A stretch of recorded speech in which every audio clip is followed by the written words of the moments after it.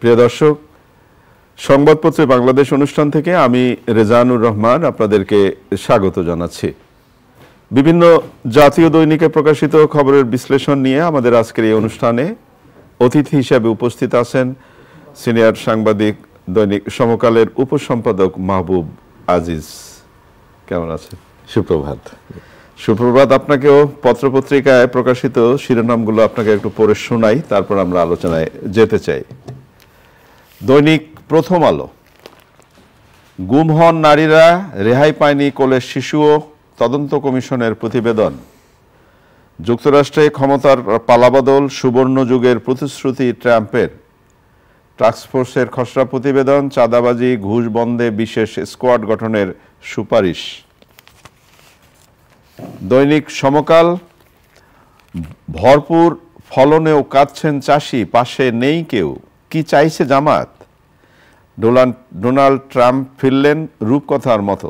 গাজা গণহত্যা বন্ধে ব্যর্থতার দায় নিয়েই বিদায় বাইডেনের। দৈনিক যুগান্তর, জোরদার হচ্ছে ভ্যাট প্রত্যাহার দাবি, বাড়ছে জনগণের ভোগান্তি। আমেরিকা আরও মহান, আরও শক্তিশালী হবে শপথ নেওয়ার পর প্রেসিডেন্ট ডোনাল্ড ট্রাম্প। কালের কণ্ঠের শিরোনাম, শিক্ষার্থীদের বিদেশমুখী স্রোত, বিদেশে উচ্চশিক্ষা গ্রহণে IELTS। দৈনিক ইত্তেফাক, যুক্তরাষ্ট্রের স্বর্ণযুগ শুরু, বিদায় বেলায় আগাম ক্ষমা ঘোষণা করলেন জো বাইডেন। সংস্কার প্রস্তাবে একমত হলে জুলাই সনদে স্বাক্ষর করতে দলগুলোকে অনুরোধ করা হবে ডক্টর ইউনূস। মানবজমিন, ট্রাম্প ঝড়, গাজীপুরে রেহানা পরিবারের বিপুল সম্পদ অনুসন্ধানে দুদক, মেডিকেল ভর্তিতে কোটা বিতর্ক। বাংলাদেশ প্রতিদিন, উপরের আদেশে বন্ধ তদন্ত, গুম সংক্রান্ত কমিশনের আংশিক রিপোর্ট প্রকাশ, ইতিহাস গড়েই ফিরলেন ট্রাম্প। আমাদের সময়, লুটপাটে মূলধন তলানিতে চলছেও খুঁড়িয়ে খুঁড়িয়ে। আমার দেশ, 43তম বিএসএই শতাধিক ছাত্রলীগ ক্যাডার নিয়োগ। পোশাক নয়, প্রয়োজন চরিত্র পরিবর্তন, পুলিশ, র্যাব ও আনসারের নতুন ইউনিফর্ম। দৈনিক জনকণ্ঠ, বদলাবে বিশ্ব ব্যবস্থা, রুশ ইউক্রেন যুদ্ধ, গাজা পরিস্থিতি, নেটোর ভবিষ্যৎ, চীনের সঙ্গে সম্পর্ক, পানামা খাল, গ্রিনল্যান্ড নিয়ে নতুন ভাবনা। যুক্তরাষ্ট্রের সোনালী যুগ শুরু, শপথের পর ট্রাম্প। দেশ রূপান্তর, আশা নিরাশার প্রত্যাবর্তন, এবছরই নির্বাচন আদায় করবে বিএনপি। কালবেলার শিরোনাম, রাজধানী মেহেরপুর, হেডকোয়ার্টার রাশিয়া। হিমশীতল ঝড়ের দিনে ট্রাম্পকে উষ্ণতায় বরণ। খবরের কাগজ, পাল্টে যেতে পারে বিশ্ব সমীকরণ। দৈনিক করতোয়া, কোটায় উত্তীর্ণদের ফল স্থগিত। দৈনিক ইনকিলাব, অর্থনীতিতে বিস্ময়কর উত্থানের হাতছানি, কোন পথে হাঁটছে বিএনপি? অনেক প্রশ্ন। তার আগে আমরা একটু ট্রাম্পের সুবর্ণ যুগের প্রতিশ্রুতি, এটা নিয়ে একটু কথা বলতে চাই। রূপকথার মতো ফিরলেন, এটা আপনাদের পত্রিকা সমকালের শিরোনাম। ডোনাল্ড ট্রাম্প ফিরলেন রূপকথার মতো। আমেরিকা আরও মহান, আরও শক্তিশালী হবে, ট্রাম্প বলেছেন। নির্বাহী আদেশের ঝড় তোলার প্রতিশ্রুতি, পাল্টে যেতে পারে বিশ্ব পরিস্থিতি। জি, 47তম প্রেসিডেন্ট হলেন ডোনাল্ড ট্রাম্প, এবং এটা সবচেয়ে বয়সী প্রেসিডেন্ট। তিনি 78 বছর বয়সে দ্বিতীয় দফায় দায়িত্ব পালন করছেন। আসলে ট্রাম্প প্রথম যখন এলেন 2017 সালে, তার যে কথাবার্তা ছিল, যেরকম একটা যুদ্ধংদেহী ভাবে এবং একেবারেই অপ্রথাগত অনেক কথাবার্তা তিনি বলতেন, যেইভাবে আমেরিকান প্রেসিডেন্টরা আচরণ এবং কথাবার্তায় পরিচিত ছিলেন বিশ্বজুড়ে, সেরকমটা ছিল না। অনেকটাই আগ্রাসী আচরণ ছিল এবং নানান ধরনের, ঠিক মনে হচ্ছিল যেন কি একটা করে ফেলবেন 2017। কিন্তু আসবার পর কিন্তু উনি যেভাবে আমেরিকা যা চলে, তাদের যেই কাঠামোগত সকল বিন্যাস তিনি মেনে চলেছেন। এবারও আমারও তাই মনে হয় যে আসলে যতখানি উনি বলেন যেভাবে, না এটা করে ফেলবো, ওটা করে ফেলবো, আসলে দিন শেষে নীতি, নৈতিকতা, আইন কানুন, এবং এটাই আমেরিকার গণতন্ত্রের সৌন্দর্য।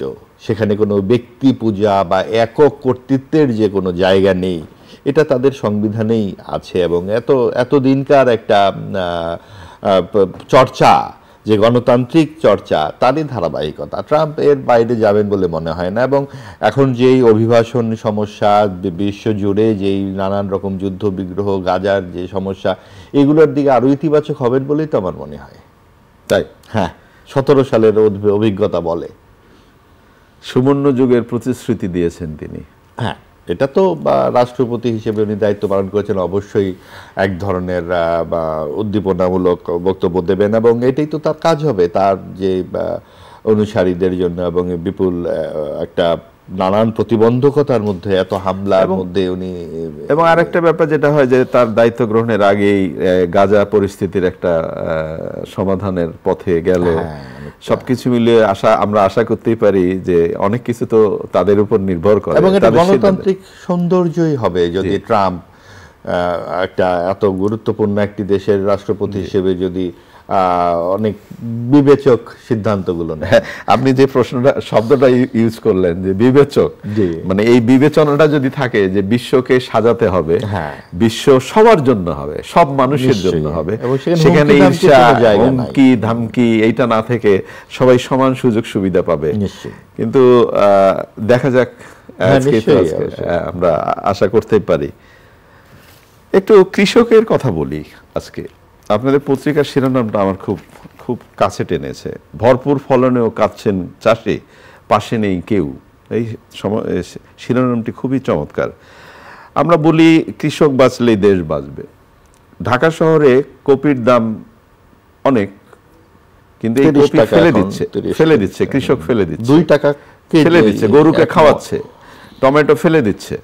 তাহলে এই যে কষ্ট করে কৃষক ফসল ফলায়, সেটার জন্য তো তাকে এত কান্নাকাটি করতে হয়, অথচ আমরা যারা শহরে বসবাস করি তারা আবার অনেক দাম দিয়ে কিনি। এই যে মাঝামাঝি যে মধ্যসত্ত্ব এবং পরিস্থিতি, এখানে যেটা বলছেন আপনার প্রতিবেদনে, হাত বদল না হলে কৃষক ভরা মৌসুমে ভালো দাম পেত। মৌসুমে সব দেশেই কম দাম হয়, তবে বাংলাদেশে তলানিতে। অঞ্চল ভিত্তিক ফসল উৎপাদন হতে পারে সমাধান, বাজার নিয়ে নেই পরিকল্পনা, সংস্থাগুলো হাত গুটিয়ে। জি, এই প্রতিবেদনেই আছে যে ভারতের উদাহরণ আছে, যে যখন মৌসুমটা শেষ হয়ে যাচ্ছে, ভারত সরকার সেখানে তাদের তত্ত্বাবধানে কিছু কোল্ড স্টোরেজে এই উৎপাদিত পণ্যাদি রাখার ব্যবস্থা করে, যাতে কৃষক মোটামুটি দাম পান। আমাদের এখানে কিন্তু এই কোনো গুদামঘর নেই, কিছুই নাই, এবং সরকারি কোনো দেখভালের ব্যবস্থাও নাই যে কি হতে যাচ্ছে। কারণ এখানে আমরা কয়েকদিন আগেও ফুলকপি 50 টাকায় কিনেছি, এখন 30 টাকায় আছে।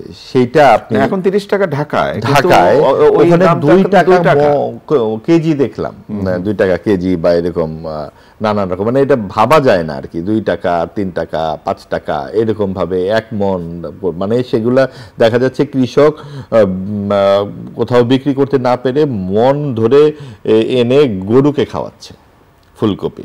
তো এই রকম পরিস্থিতিতে অবশ্যই এই জায়গাগুলোকে, যে মধ্যস্বত্বভোগী যারা, কি কারণে এই পরিস্থিতিটা তৈরি হচ্ছে, এবং তারা যাতে মিনিমাম দামটা পায়, অথবা যদি এখন কোনো রকম ব্যবস্থা যদি সরকার করতে না পারেন আপাতত, তাহলে এগুলো যাতে কোল্ড স্টোরেজে থাকে, এবং সেটা যখন মৌসুমটা শেষ হয়ে যাবে তখন বিক্রি করবেন, সরকারের পক্ষ থেকে বিক্রি করা হবে। এগুলো তো করা যেতে পারে, এটা খুব বেশি কঠিন ব্যাপার না। একটা পরিকল্পনার জায়গা দরকার, যে আপনার মৌসুমে দাম কমবে, এটা স্বাভাবিক, কিন্তু তলানিতে দাম কমবে, কৃষক কিছুই পাবে না, সেটা তো সম্ভব না। এবং আবার মৌসুমের বাইরে দেখা যাবে যে কৃষকের এই পণ্যটা মধ্যস্বত্বভোগী অনেক দামে বিক্রি করে তারা অনেক বাড়ি গাড়ি করছে, আর আকাশের দিকে তাকিয়ে দেখছে। কারণ এই জায়গাতেও সেই কোনো জবাবদিহিতা, কোনো নিয়ন্ত্রণ, কোনো শৃঙ্খলা, কোনো পারম্পর্য নাই। এটাই ওই যেমন আমাদের রাজনীতিতে নাই, তেমন আমাদের এই প্রশাসনিক শৃঙ্খলাতেও নাই। এই কারণে এই অবস্থাটা হচ্ছে। রাজনীতির কথা তুললেন, পুলিশের পোশাক, মানে আইন শৃঙ্খলা বাহিনীর পোশাক পরিবর্তন হচ্ছে। আরেকটি পত্রিকা আবার একটু শিরোনাম করেছে যে পোশাক নয়, প্রয়োজন চরিত্র পরিবর্তন। নিশ্চয়ই, আসলে এই যে পরিবর্তনগুলো, আপনি 3 বাহিনীর যে পোশাকের পরিবর্তনের কথাগুলো আসছে, আপনার এই পরিবর্তনে কতগুলো টাকা খরচ হবে। তারপর ধরেন এই যে বাংলাদেশের নাম যেটা বলা হচ্ছে, যে আপনার সাংবিধানিক নাম, দাপ্তরিক নাম পরিবর্তন হবে। 17 কোটি মানুষ বা 16 কোটি মানুষ, বা আরও, যে আপনি দেখেন আমাদের ন্যাশনাল আইডিতে কতগুলো মানুষ আছে, কতগুলো দপ্তর, কত কিছু, মানে প্রত্যেকটা জায়গায় দেশের নাম আপনার পরিবর্তন করে নতুন করে ছাপতে হবে। কেন এই দিকে আমরা যাচ্ছি? আসলে এই পরিবর্তনের চাইতে বড় কথা আসলে মূল জায়গাগুলো কি? আপনি পুলিশের যে পরিস্থিতিটা হয়েছে, কতগুলো আত্মহত্যার ঘটনা আমরা দেখতে পাচ্ছি, নানান রকমের অভিজ্ঞতার কথা আমরা জানতে পারছি যে পুলিশ কিভাবে নির্যাতন করেছে মানুষের। এখন পুলিশের এই সিদ্ধান্তটাকে পুলিশ নিজে নিয়েছিল নাকি পেছনে কারা ছিল? আজকে আপনি দেখেন যে একটি পত্রিকার শিরোনাম হচ্ছে গুম হন নারীরা, রেহাই পায়নি কোলের শিশু। গুম কমিশনের যে এই গুম কোথায় হচ্ছে, একই পত্রিকায় আপনার পাশাপাশি শিরোনাম দেখেন, এক জায়গায় গুমের নিয়ে খবর, আরেক পাশে হচ্ছে ট্রাম্প প্রেসিডেন্ট হচ্ছে বলছে যে আমেরিকাকে আরো গর্বের দিকে নিয়ে যাব, 47তম প্রেসিডেন্ট, এবং এই পর্যন্ত কোনো রকম অধারাবাহিকতা নেই তাদের। একটি দেশ কি করে উন্নতি হয়? আপনি নিজের দেশের মধ্যে আপনি গুম করবেন নিজের মানুষদেরকে, আপনি একা একা ভোট করবেন, যেন তেন ছলচাতুরি করে ভোট করবেন, আপনি বাড়ি বানাবেন বিদেশে 200-300টা, আপনি টাকা পাচার করে দেবেন। আপনি কি করে একটা দেশ উন্নতির জায়গায় স্বপ্ন দেখবেন? এই তো পার্থক্য। আপনি আজকের পত্রিকায় উদাহরণ, কেন আমেরিকা, কেন বাংলাদেশের আজকের এই অবস্থাটা হয়? কারণ যারা রাজনীতিতে থাকেন তারা ব্যক্তি চর্চা করেন, তারা নিজেদের আয় উন্নয়নের চিন্তা করেন, তারা তাদের পরিজনদের জন্য বিদেশে ব্যবহার করেন এবং বিরুদ্ধ মতকে গুম করেন। এই গুমের ঘটনা এটা কোনো সভ্য সমাজে, সভ্য দেশে এটা তো কেন গুমের ঘটনা ঘটবে?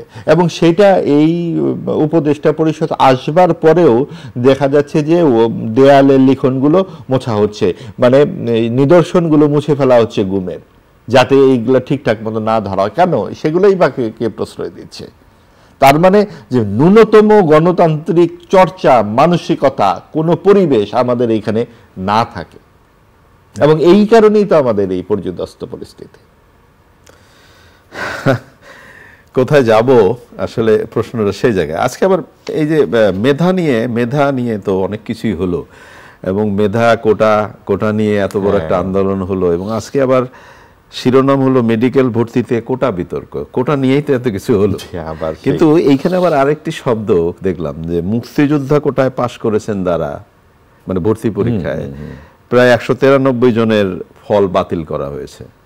মানে সব জায়গায় খুব সেন্সিটিভ জায়গাগুলো না, যে মুক্তিযোদ্ধা কোটা, ওখানেও যদি আবার অনিয়ম হয়, মুক্তিযোদ্ধা কোটাও অনিয়ম, বা কোটা থাকবে কিনা, তাহলে কি হচ্ছে এই বিতর্কটার কি হবে? দেখেন রেজা ভাই, কোটা নিয়ে এত কিছু ঘটে গেল, কোটা থেকে একটা গণ অভ্যুত্থানের সূচনা ঘটে গেল, পাল্টে গেল দেশ। আপনি যে এই কদিন আগে যে কমিশন রিপোর্ট দিল, সেখানেও কিন্তু বলা হচ্ছে যে সংসদ নির্বাচনে 10% তরুণদের অংশগ্রহণ, এই কোটা হলো না, সেখানেও তো কোটার কথা বলা হচ্ছে।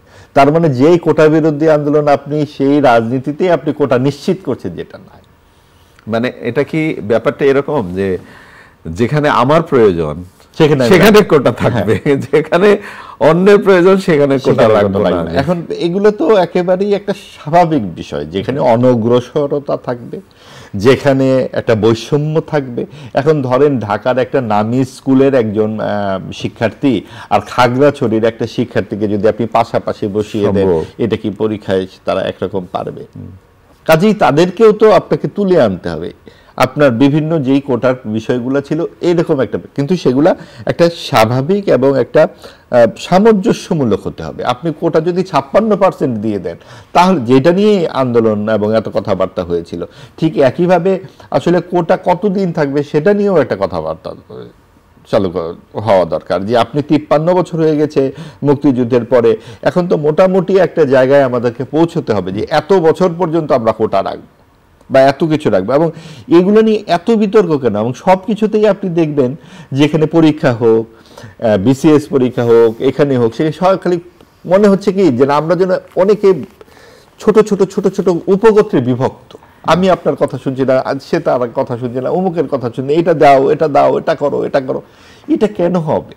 একটা নিয়ম থাকবে, সেই নিয়মে সবাই অংশগ্রহণ করবে। এবং আপনি দেখেন এত ঝামেলার মধ্যে শিক্ষার্থীরা জ্ঞান বিজ্ঞান আবিষ্কার যে করবার কথা, বিশ্ববিদ্যালয় পর্যায়ে লেখাপড়ার কি অবস্থা হচ্ছে? আমরা কিন্তু শুধু আন্দোলনেই ব্যস্ত থাকবো? এবং সেই ক্ষেত্রে আমাদের মূল কাজগুলো কি? আসলে প্রত্যেকেই তার মূল কাজ দেশ শাসন করা। খুব খুব গুরুত্বপূর্ণ একটা প্রশ্ন করেছেন আমাকে, যে আমরা কি সেটাই থাকবো? আমরা তো এটা মনে করি না যে শিক্ষা প্রতিষ্ঠানগুলো বিশেষ করে স্বাভাবিক নিয়মে কি দাঁড়ায় যে শিক্ষার্থী যারা শিক্ষাঙ্গনে ব্যস্ত থাকবে, যারা যে জায়গায় আছে সেই জায়গায় ব্যস্ত থাকবে, কিন্তু ওই যে আপনি একটু আগে বললেন যে এখন আমরা শিক্ষাঙ্গনের বাইরে আমরা নিজেরা আরো অনেক কিছু করতে চাইছি, সেটা কি সময়ের দাবি? সেটা সময়ের দাবি না, আসলে এক ধরনের হয়েছে কি, এটা আমার মনে হচ্ছে এক ধরনের একটা বিশৃঙ্খলা। কারণ আপনি যদি একটা দেশের তরুণ প্রজন্ম জ্ঞানে বিজ্ঞানে প্রজ্ঞায় সমৃদ্ধ না হয়, ওই দেশের ভবিষ্যৎ কি? আপনি গবেষণা করবেন না, আপনি লেখাপড়া করবেন না, আপনি সারাক্ষণ যদি বলেন যে এটা করব, ওটা দাও, ওটা দাও, ওটা দাও, এটা তো মুশকিল। এবং যেহেতু একটা বড় ধরনের রাজনৈতিক বিদ্রোহ বিপ্লবের মধ্য দিয়ে একটি প্রজন্ম গেছে, তাকে শান্ত করবারও একটা ব্যবস্থা আছে, এবং সেই জায়গাতে অবশ্যই সরকারের খুব সুদূর প্রসারী কিছু চিন্তা ভাবনা করা দরকার। তাদেরকে আরো এই ব্যাপারে উৎসাহ না দিয়ে যে হ্যাঁ তোমরা প্রস্তুত হও, তৈরি হয়। 21 বছরে আপনি যদি নির্বাচন করেন তাহলে আপনি পড়াশোনা করবেন কবে? এখন প্রশ্ন আসতে পারে তাহলে যেই রাজনীতিকরা অংশগ্রহণ করে তারা কি সবাই যোগ্য? না, তারা যোগ্য নয়। তাহলে যোগ্যতার মাপকাঠি তৈরি করুন। আপনি যারা কালো টাকা নিয়ে নির্বাচনে যায় তাদেরকে ধরুন, তাৎক্ষণিকভাবে ধরুন। আপনি কেন সকলকে নির্বাচনে অংশগ্রহণের সুযোগ দেন না? যাদের প্রচুর টাকা আছে তারাই নির্বাচনে অংশগ্রহণ করে এবং তারা গিয়ে সংসদে গিয়ে আরো টাকা বানানোর খেলায় অংশগ্রহণ করে। এই জায়গাগুলোকে কেন আপনি বন্ধ করছেন না? এবং এখন তো একটা সুবর্ণ সময় যে এই কালো টাকাবাজদেরকে বন্ধ করার, ওদিকে আমরা যাই। অনেক ধন্যবাদ। একেবারে শেষের দিকে আমরা আজকে পত্রিকায় দুই ধরনের শিরোনাম আছে। একটি পত্রিকার শিরোনাম কি চায় জামাত, আবার আরেকটি পত্রিকার শিরোনাম কি চায় বিএনপি, আবার আরেকটি পত্রিকার শিরোনাম এবছর ওই নির্বাচন আদায় করবে বিএনপি। হ্যাঁ, এটা তো রাজনৈতিক দলরা তো চাইবেই, তাদের কাজ তারা অংশগ্রহণ করবে এবং নির্বাচন তারা চাইবে, এবং এটা তো দীর্ঘদিনের একটা 16 বছর ধরে নির্বাচন হচ্ছে না, সেই ক্ষেত্রে ঠিকই আছে নির্বাচনের ব্যাপারগুলো। তবে জুলাই আগস্ট গণ অভ্যুত্থানে যেই জাতিগত কিছু দাবি সামনে চলে এসছে যে যেন তেন একটা নির্বাচন নিয়ে আপনারা ক্ষমতার যেই চর্চা সেইটা আর হবে না, কর্তৃত্ববাদ বন্ধ করতে হবে এবং এখানে স্বৈরাচার আর যাতে না আসে, এটাকে বিকেন্দ্রীকরণ করে দিতে হবে এবং একটা গণতান্ত্রিক চর্চায় জানি দেশ যায়, সেটার দিকেই তো আমরা যাচ্ছি। আশা করি সংস্কারের কথা হচ্ছে এবং রাজনৈতিক দলগুলো একমত হবে, এবং আমরা অবশ্যই প্রত্যাশা করি যে বাংলাদেশ গণতন্ত্রের পথে যাবে এবং আমরাও একসময় গর্বের সঙ্গে বলবো ধারাবাহিকভাবে আমাদের 50তম প্রধানমন্ত্রী চলে এসেছেন, এখানে আর কোনো ব্যত্যয় ঘটেনি। বাহ, অনেক অনেক ধন্যবাদ আপনাকে। প্রিয় দর্শক, আমাদের অতিথি যে আশাবাদটি ব্যক্ত করলেন, এটা তো সাধারণ মানুষের, বাংলাদেশের প্রতিটি সাধারণ মানুষের সেই জিজ্ঞাসা, সেই প্রত্যাশা। নিয়ম চলবে, নিয়ম মেনেই সবকিছু হবে, 5 বছর পর পর ক্ষমতা বদল হবে, কিন্তু জনগণ যাদের ভোট দেবেন তারাই ক্ষমতা পাবে। এটাই তো আসলে নিশ্চয়তা, এটাই স্বপ্ন। দেশটা এগিয়ে যাক, এই প্রত্যাশায় আজকের অনুষ্ঠান এখানেই শেষ করছি। ভালো থাকবেন।